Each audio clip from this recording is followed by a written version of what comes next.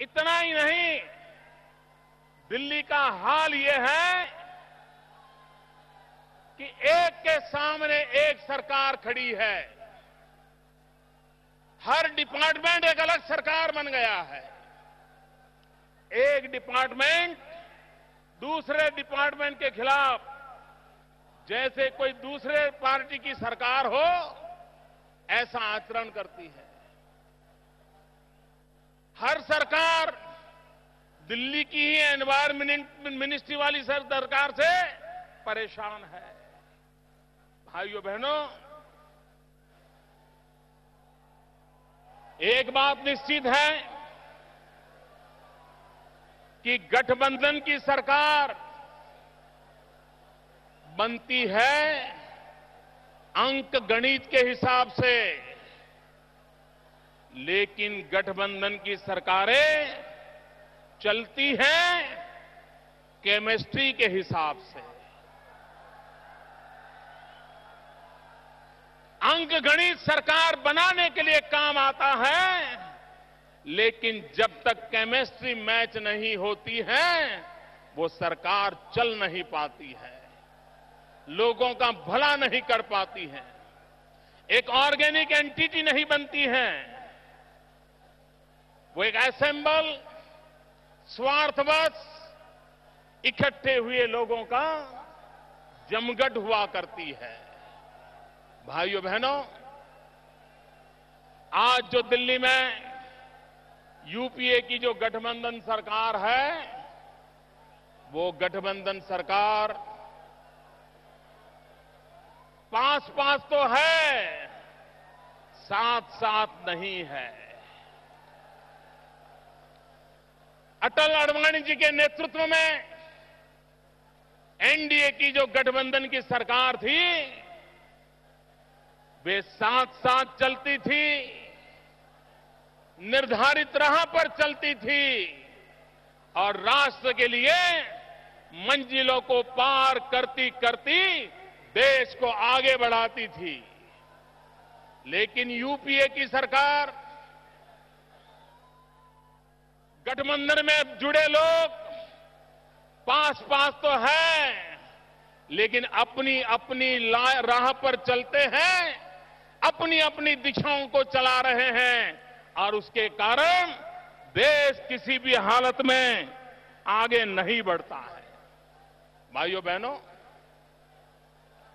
मैं कभी कभी सोचता हूं पूरे हिंदुस्तान में सबसे सुखी अगर कोई मुख्यमंत्री है तो ये आपके दिल्ली प्रदेश के मुख्यमंत्री है। सबसे सुखी। सुबह शाम उनको रिबन काटने के सिवाय कोई काम नहीं होता है।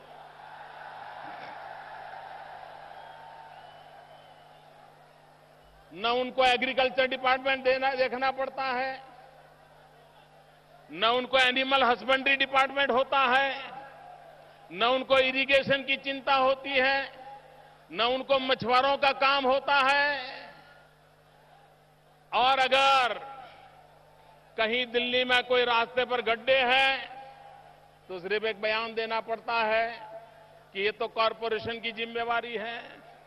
लॉ एंड ऑर्डर प्रॉब्लम होता है तो इतना ही कहना होता है ये तो दिल्ली की केंद्र सरकार के पास पुलिस है, उनका कोई दायित्व ही नहीं है। शायद देश में ये अकेले मुख्यमंत्री ऐसे हैं कि जिनके पास सिवाय रिबन काटने को और हर समस्या के लिए कोई न कोई बलि का बकरा उनको मिल जाता। जब दिल्ली में निर्दोष बालिकाओं पर बलात्कार होते हैं, निर्भया जैसी घटनाओं का सिलसिला चलता है, तो ये मुख्यमंत्री जी बयान देते हैं कि मैं भी एक मां हूं, मां के नाते किसी भी बेटी पे अत्याचार हो तो मुझे पीड़ा होती है। और फिर कहते हैं कि मैं मां के नाते सभी बेटियों को सलाह देती हूं कि शाम को घर जल्दी जल्दी लौट आओ।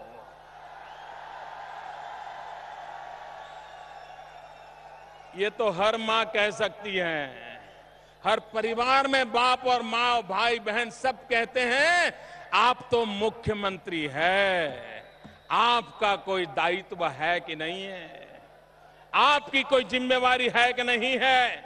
और इसलिए भाइयों बहनों, ये बात सही है कि दिल्ली में जो बैठे हुए मुख्यमंत्री जी हैं, उनको कोई कठिनाई नहीं है, कोई काम का उनको हिसाब नहीं देना है, कोई जिम्मेवारी निभाने की जरूरत नहीं है। या तो दोष ऊपर दे दो या दोष नीचे दे दो, यही उनका कारोबार है। भाइयों बहनों, आज देश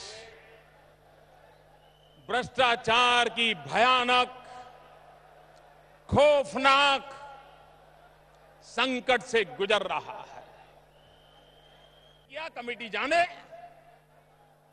अगर अच्छा होता तो वो गोल्ड मेडल लेने के लिए, तस्वीर निकालने के लिए तो पहुंच जाती, लेकिन इतना बड़ा भयंकर भ्रष्टाचार हुआ।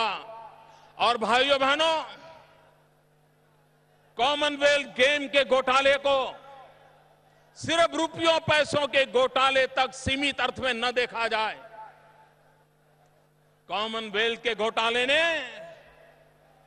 न सिर्फ तिजोरी लूट, हिंदुस्तान की इज्जत को लूट लिया है।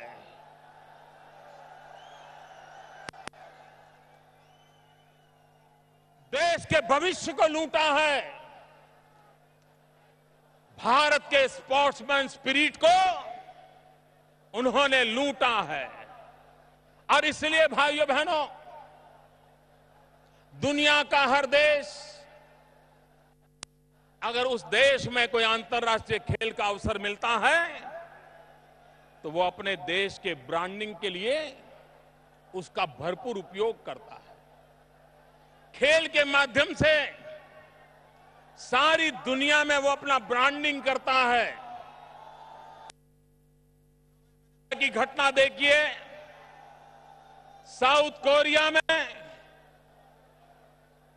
वो एक डेवलपिंग कंट्री रहा, लेकिन जब उन्हें ओलंपिक खेल करने का अवसर मिला तो सारी दुनिया में कोरिया ने अपना लोहा मनवा लिया। सारी दुनिया का ध्यान कोरिया की अंतर्भूत ताकत की तरफ गया और उस एक ओलंपिक गेम के कारण कोरिया की विकास यात्रा का नक्शा बदल गया, गति बदल गई, राह बदल गई। मित्रों, इतना ही नहीं, चाइना में ओलंपिक हुआ था पहले, उस खेल के माध्यम से उन्होंने चाइना का ब्रांडिंग किया, सारी दुनिया को दिखाई चाइना की ताकत।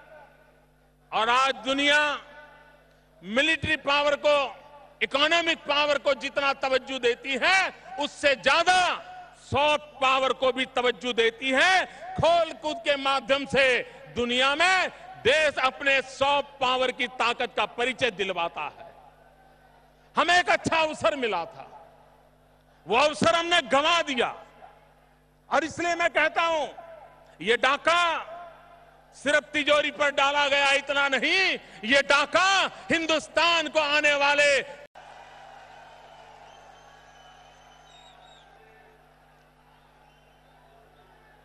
भाइयों बहनों, आए दिन सुप्रीम कोर्ट से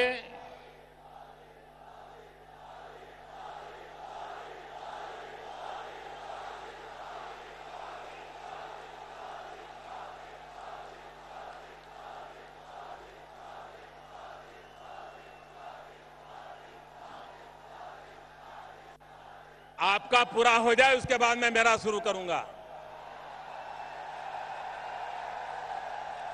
हो गया पूरा? हो गया? भारत माता की। मित्रों, कृपा करके जो पीछे बैठे हैं उनको सुनने दीजिए। आपका हौस, उत्साह, उमंग मीडिया ने नोट कर लिया है, अब ज्यादा नहीं करने की जरूरत।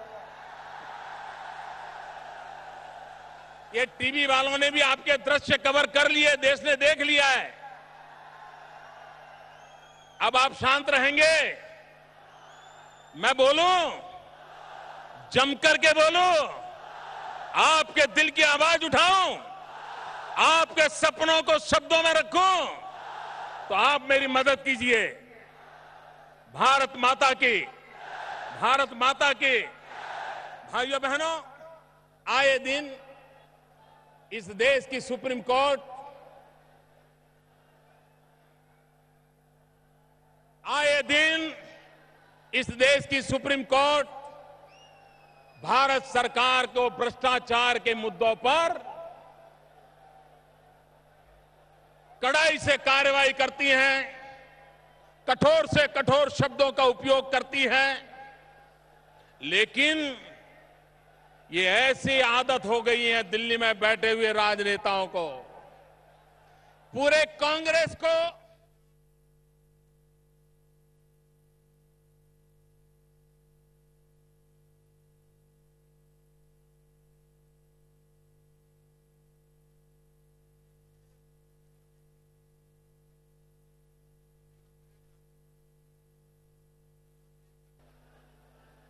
एनडीए की सरकार,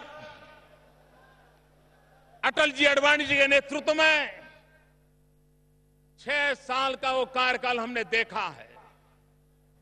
आप किसी भी पैमाने पर आप अगर उस सरकार को देखोगे तो उन्होंने हर क्षेत्र में विकास की नई ऊंचाइयों पार करने का प्रयास किया है। लेकिन आज जो यूपीए सरकार है वो सिर्फ गांधी भक्ति में डूबी हुई है। उनका एक ही मकसद है, गांधी भक्ति करना। और ये गांधी भक्ति का मतलब ये है कि गांधी छाप हजार हजार की जो नोटें होती हैं वो टन टन के रूप में उठा उठा करके ले जाना, ये इनकी गांधी भक्ति है। गांधी छाप नोटों के ढेर, और वो गिनती के हिसाब से नहीं है, लाखों करोड़ों में लिखते गए, 000 करते जाओगे तो जनपद तक पहुंचोगे तब भी फिगर पूरा नहीं होता है। इसलिए टन के हिसाब से अब करप्शन की बात करनी पड़ रही है। वो इतने टन ले गया, वो इतने टन ले गया, और इस प्रकार से ये नई गांधी भक्ति, इसी में ये यूपीए डूबा हुआ है। भाइयों बहनों, देश आजाद हुआ, हमें स्वराज्य मिला, इतने साल हो गए, लेकिन ये देश सुराज्य के लिए तरस रहा है।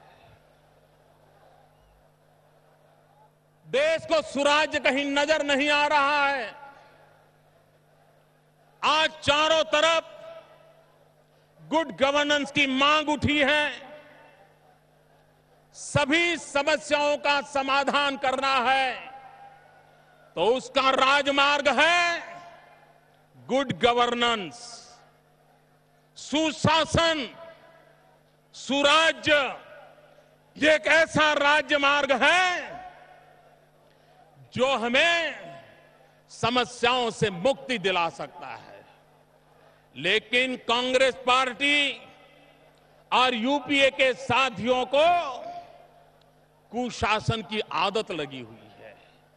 भाइयों बहनों, ये कुशासन जो है ना, वो डायबिटीज जैसा है। कितना ही स्वस्थ इंसान क्यों ना हो, लेकिन अगर एक बार उसके शरीर में डायबिटीज नाम का अगर राज रोग घुस गया तो फिर एक के बाद एक अनेक नई बीमारियां उस शरीर में प्रवेश कर जाती है। डायबिटीज आया नहीं कि बाद में बीमारियों की कतार लगी नहीं। बीमारियां एक के बाद एक उस पूरे शरीर को नोच लेती है, खत्म कर देती है। ये कुशासन भी ये डायबिटीज जैसी बीमारी है। एक बार शासन व्यवस्था में कुशासन अगर पगडंडा जमा देता है तो बुराइयां भी आती हैं, बीमारियां भी आती हैं और देश कभी उससे उठता नहीं है। और इसलिए भाइयों बहनों, हमारी पहली शर्त यह है कि हम देश को सुशासन का संकल्प दें। एनडीए ने देश को सुराज्य का, सुशासन का अनुभव कराया था। आने वाले दिनों में हमने सुशासन का, सुराज्य का, हमारे बाद पैदा हुए, हमसे छोटे थे, संसाधन कम थे,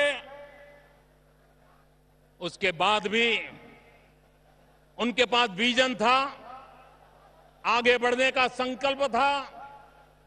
और छोटे छोटे देश हमारे बाद आजाद हुए, लेकिन आज वो दुनिया के समृद्ध देशों की तरह अपनी जगह बना ली है।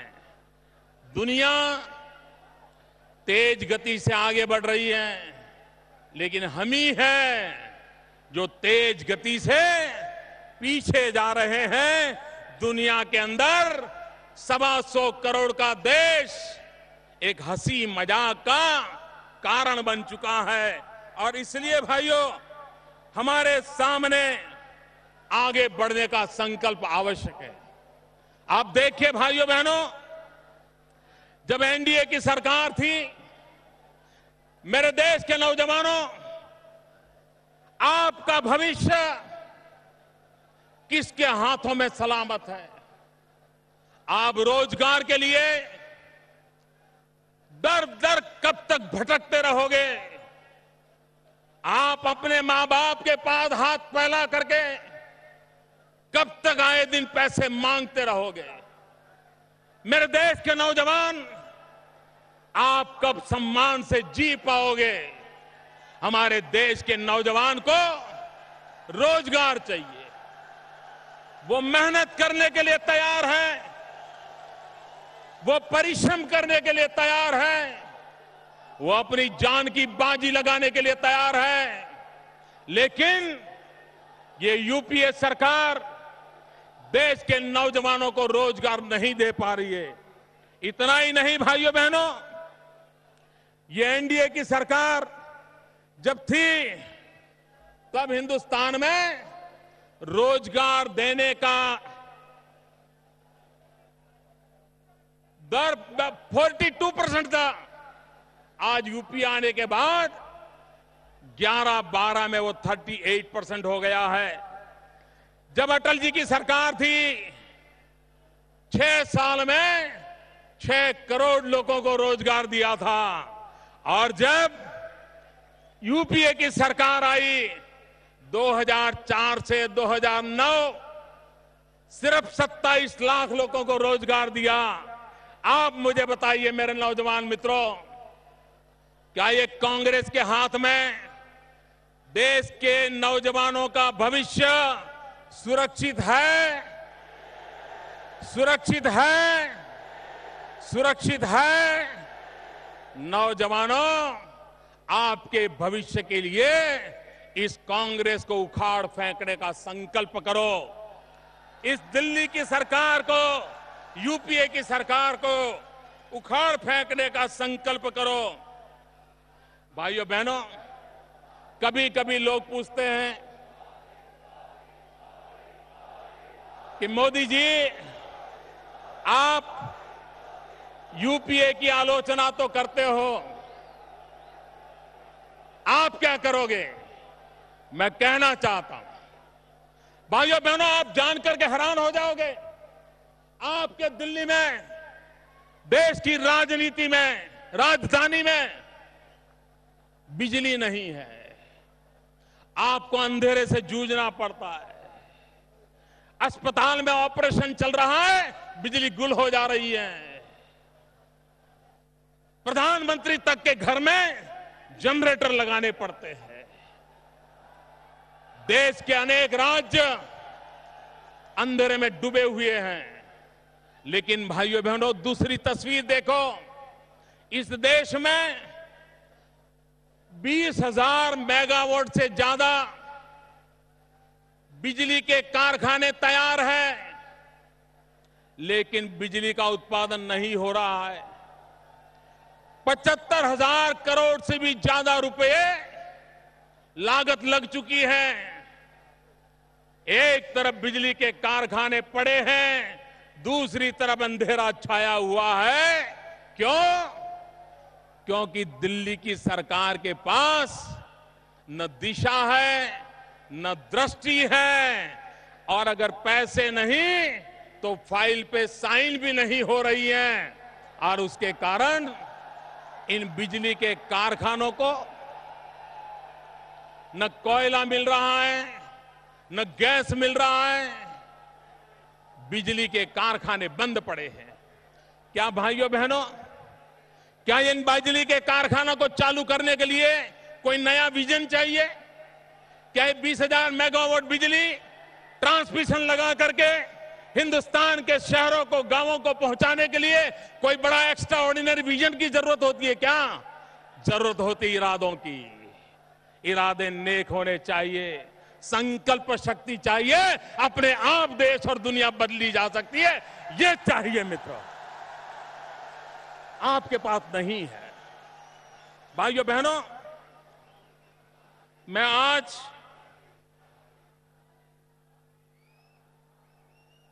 अमेरिका के प्रेसिडेंट ओबामा के सामने बैठे थे। ओबामा को मिले और प्रेसिडेंट ओबामा को उन्होंने कहा, 125 करोड़ देश का प्रधानमंत्री, हजारों साल की सांस्कृतिक विरासत रखने वाला देश, उस देश के प्रधानमंत्री ओबामा के सामने बैठ करके गिड़गिड़ाते हैं और कह रहे हैं, ओबामा जी, मैं हिंदुस्तान से आया हूं, मैं गरीब देश का प्रधानमंत्री हूं, मेरा देश गरीब है। प्रधानमंत्री जी, आपने ओबामा के सामने वही किया जो हिंदुस्तान में कुछ फिल्म मेकर जो हैं हमारे देश की गरीबी को दुनिया में बेचते हैं और अवार्ड ले आते हैं। हमारी झुग्गी झुपड़ी दुनिया को दिखाते हैं और अवार्ड ले आते हैं। आप भी उनके रास्ते पर चल पड़े। आपने दुनिया में जाकर के हमारे देश की गरीबी का मार्केटिंग किया। अरे प्रधानमंत्री जी, जरा शान से खड़े होते और ओबामा के सामने कहते, हिंदुस्तान वो देश है जिसके 65% लोग 35 से कम आयु के हैं। मेरा देश नौजवान देश है। गिड़गिड़ा रहे हो, माथा शर्म से झुक जाता है दोस्तों। और प्रधानमंत्री जी, आपने ओबामा को बताया कि हमारा देश गरीब है। मैं पूछना चाहता हूं, ये जो आपने गरीब कहा, वो स्टेट ऑफ माइंड है क्या?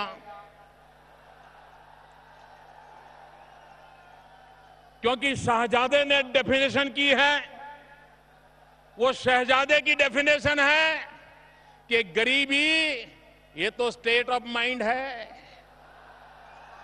तो डॉक्टर मनमोहन सिंह जी, आपने जो ओबामा को कहा कि मेरा देश गरीब है, वो प्रधानमंत्री जी, वो किस गरीबी की आपने बात की है?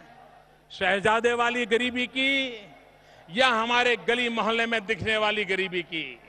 देश जानना चाहता है प्रधानमंत्री जी। प्रधानमंत्री जी, आप आज पाकिस्तान के प्रधानमंत्री को मिलने वाले हैं। नवाज शरीफ को मिल रहे हो। नवाज शरीफ भी बड़े गर्मजोशी से आपको मिलना चाहते हैं। प्रधानमंत्री जी, इस देश को शक है कि आप नवाज शरीफ से क्या बातें करेंगे, पाक प्रधानमंत्री से क्या बातें करेंगे। लेकिन उससे पहले मेरे देशवासियों, मैं एक मेरी पीड़ा की बात बताना चाहता हूं, जो मेरे दिल को चोट पहुंची है, और वो चोट हर हिंदुस्तान को पहुंचना बहुत स्वाभाविक है। वो चोट ये है कि कल पाकिस्तान के प्रधानमंत्री ने हिंदुस्तान के और पाकिस्तान के कुछ पत्रकारों को नाश्ते पर बुलाया था। बहुत गंभीर बात मैं कह रहा हूं दोस्तों, उनको नाश्ते पर बुलाया था, और जहां हिंदुस्तान के पत्रकार मौजूद थे, नवाज शरीफ की मिठाई खा रहे थे। उस समय बहुत गंभीर बात कर रहा हूं दोस्तों, सुनिए, बहुत गंभीर बात बता रहा हूं दोस्तों, प्लीज दोस्तों, आपके दिल को चोट पहुंचेगी ऐसी बात बता रहा हूं। नवाज शरीफ ने यह कहा, हिंदुस्तान के प्रधानमंत्री देहाती औरत जैसे हैं। भाइयों बहनों, हिंदुस्तान में मेरे प्रधानमंत्री से हम लड़ेंगे, नीतियों के लिए झगड़ा करेंगे, लेकिन ये 125 करोड़ के देश के प्रधानमंत्री हैं। नवाज शरीफ, ये आपकी कौन सी औकात है? देश को शक है कि आप पाकिस्तान के सामने बैठ करके पाक ऑक्यूपाइड कश्मीर हिंदुस्तान को कब वापस मिलेगा, उसकी तारीख की चर्चा कर पाओगे कि नहीं कर पाओगे, देश को शक है। प्रधानमंत्री जी, देश को शक है कि आप जब नवाज शरीफ से मिलोगे तो हिंदुस्तान में आतंकवाद की घटनाओं को पाकिस्तान की मदद बंद होगी या नहीं होगी, इसका कोई फैसला करवा पाओगे न करवा पाओगे, ये देश को शक है। प्रधानमंत्री जी, आज आप पाकिस्तान के प्रधानमंत्री से मिल रहे हो। आप पाकिस्तान से प्रधानमंत्री से हिंदुस्तान के सैनिकों को गोलियों से भून दिया जाता है, सिपाहियों को मारा जाता है, उसके खिलाफ आप आवाज उठा पाओगे नहीं उठा पाओगे, इस देश को शक है। लेकिन प्रधानमंत्री जी, आप नवाज शरीफ से मिलने जा रहे हो, तब मेरे देश के उन सैनिकों की विधवा, मेरे देश के उन सैनिकों की बूढ़ी मां चीख चीख करके आपसे कह रही है, आप और न ले पाओ, लेकिन मेरे सेना के जवानों के सर काट करके ले गए हैं, उन सर को वापस लेकर के आना।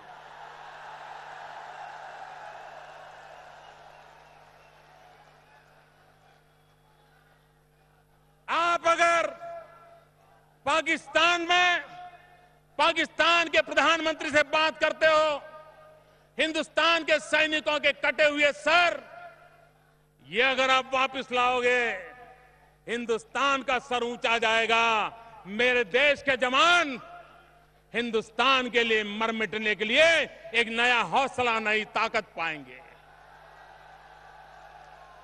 प्रधानमंत्री जी, मुझे मालूम नहीं उन विधवा की आवाज पहुंचेगी कि नहीं पहुंचेगी। प्रधानमंत्री जी, मुझे शक है कि आपके कानों तक जिन सैनिकों का सर काट लिया गया। झी 24 तास, एक पाऊल पुढे।